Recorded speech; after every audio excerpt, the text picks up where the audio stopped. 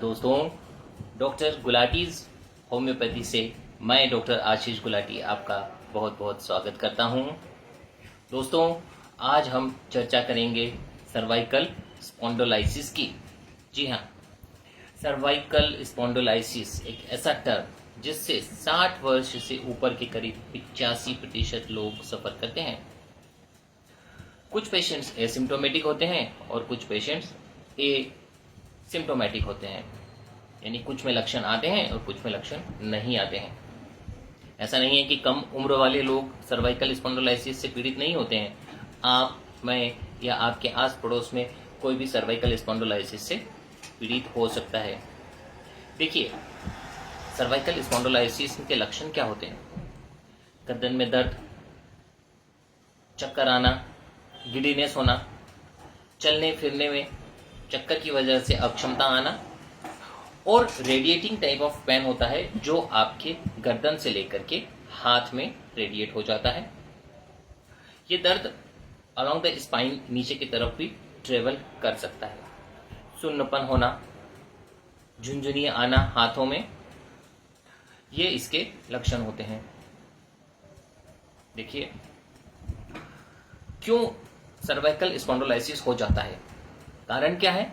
एक तो progression of as, जैसे जैसे आपकी एज बढ़ती जाती है वैसे वैसे आपके जो वर्टिब्रल कॉलम्स होते हैं, जो सर्वाइकल वर्टिब्रा होती है, वो श्रिंक होने लगती है। उनमें डिहाइड्रेशन हो जाता है, यानी वो कंप्रेस होती हैं।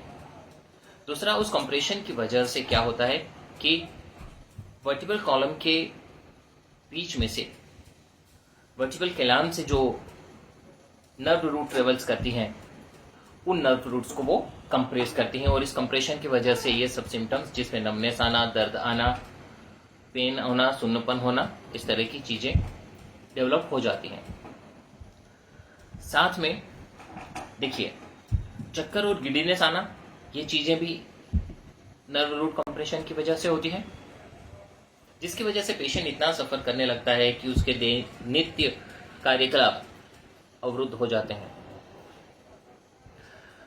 और कारण में देखा जाए तो यदि सर्वाइकल में चोट लगी है तो उन चोट की वजह से या सर्वाइकल वर्टिब्रा के फ्रैक्चर की वजह से भी ये सर्वाइकल स्पॉन्डिलोलाइसिस हो जाता है। क्यों? क्योंकि जब हीलिंग होती है एक क्रैक में या फ्रैक्चर में, तो उस हीलिंग के दरमियान वर्टिब्रा जो होती हैं वो नई बोन्स बनाती हैं और अब जो बोन्स बनेंगी, जो उसको रिपेयर करेंगी, उसमें से कुछ स्पाइक्स निकल के नर्व रूट्स को कंप्रेस करने लगते हैं और उस कंप्रेशन की वजह से सारे सिम्टम्स आ जाते हैं। कई बार मिस पोस्चर की वजह से, या फिर आप कहीं ऊंचाई से गिर गए, तो इस वजह से आपको सर्वाइकल स्पॉन्डिलोलाइसिस हो जाता है। तो दोस्तों, क्या कर सकते हैं इसके बारे में? देखिए, ऑपरेशन या सर्जरी तो एक बात की बात है, इसको कंजर्वेटिव तरीके से अगर आप लिया जाता है तो ये सिम्टम्स बढ़ने नहीं पाते हैं। होम्योपैथी में बहुत सी ऐसी दवाइयां हैं जो सर्वाइकल स्पॉन्डिलोलाइसिस के लिए वरदान हैं, क्योंकि ये बोन ग्रोथ को भी लिमिटेड करती हैं और साथ में देखा जाए तो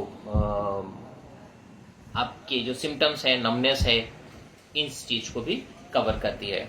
देखिए, hypericum, gelsemium, causticum, mag phos, calcarea fluor, silicea, arnica, ledum pal, ऐसी बहुत सारी मेडिसिन्स हैं जो यदि एक योग्य होम्योपैथिक डॉक्टर के मार्गदर्शन में एडमिनिस्टर की जाएं तो आपका सर्वाइकल स्पॉन्डिलोलाइसिस एक भूतकाल की बात हो जाता है और आपकी एज जैसे जैसे जैसे प्रोग्रेस होंगी, आपको ये सिम्टम्स तो आएंगे ही नहीं और आप सिम्टम्स फ्री लाइफ को हेल्दी तरीके से जी पाएंगे।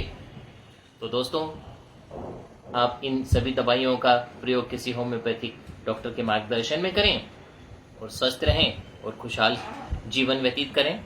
डॉक्टर गुलाटी होम्योपैथी से मैं डॉक्टर आशीष गुलाटी एक बात आपसे कहना चाहता हूं कि इस चैनल को लाइक करें, शेयर करें, सब्सक्राइब करें, ताकि ऐसी बहुत सी जानकारी आपको आगे भी नियमित रूप से प्राप्त होती रहे और इस जानकारी से और इस इलाज से आप और आपके मित्र लोग भी और आपके परिचित लोग भी इसको ले पाएं। इसलिए please do share, subscribe and like.